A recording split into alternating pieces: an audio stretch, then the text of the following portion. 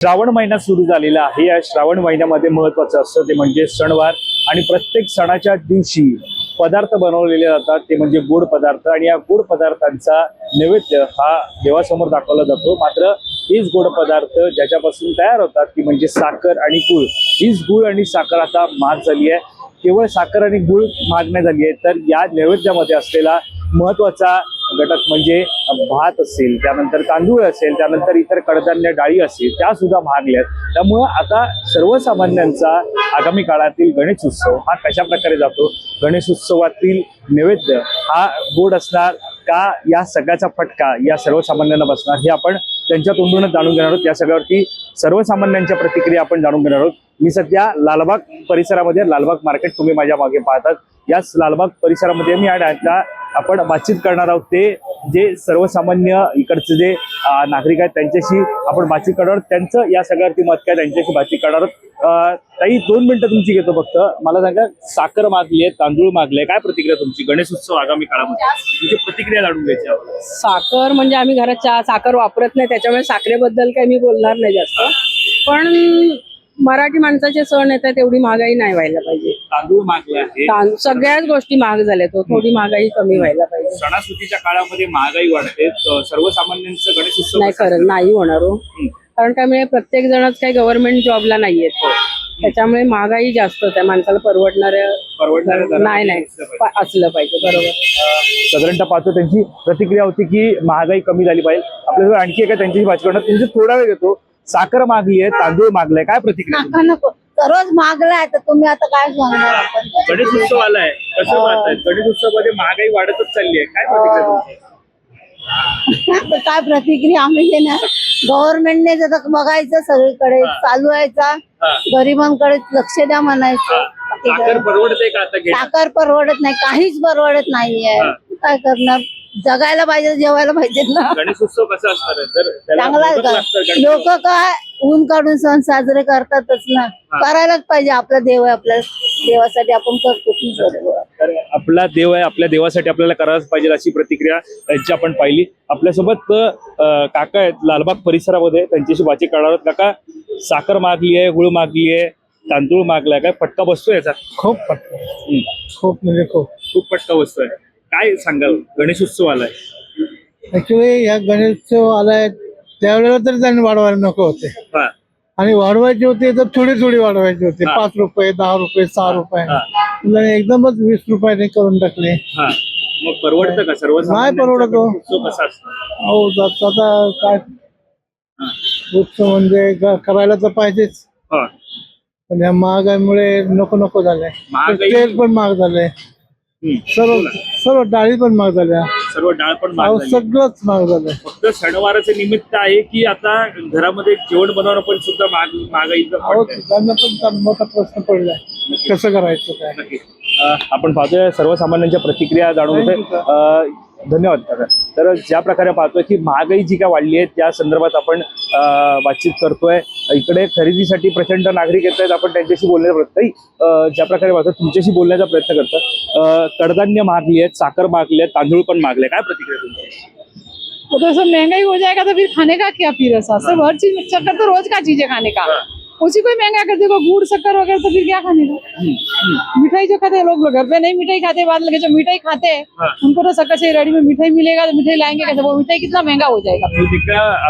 अगले कुछ दिनों में गणपति बापा का आगमन हो रहा है, उसमें मिठाई लगेगा, मिठाई बनेगा, मिठाई लगेगा तो उसमें वो भी महंगा हो जाएगा। तो लोग जो मीडियम लोग आते हैं वो कैसे लेंगे? गरीब लोग आएंगे तो वो बेचने का है तो उनको तो वो भी महंगा करेंगे, तो भी शक्कर महंगा नहीं करना चाहिए ना, रोज का ही करना।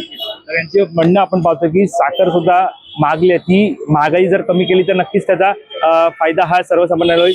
आणखी सुद्धा इथे जे नागरिक आहेत ते आपण पाहतोय, आपण त्यांच्याशी बातचीत करणार आहोत, त्यांचं म्हणणं जाणून घेणार आहोत। आता विषय आजचा आहे की गणेश उत्सव आलेला आहे अवघ्या काही दिवसांवरती। साखर मागली आहे, कडधान्य मागले आहे, त्यानंतर तांदूळ सुद्धा आता महाग होत आहेत। देवाचा नैवेद्य कसा असणार आहे? देवाचा नैवेद्य हा नेहमी गोडच असणार आहे। महाग जरी असलं तरी सण हा साजराच करावा लागणार आहे। महागाई ही आखाती देशांमधल्या युद्धांमुळे झालेली आहे, त्यामुळे महागाई ही साहजिकच आहे।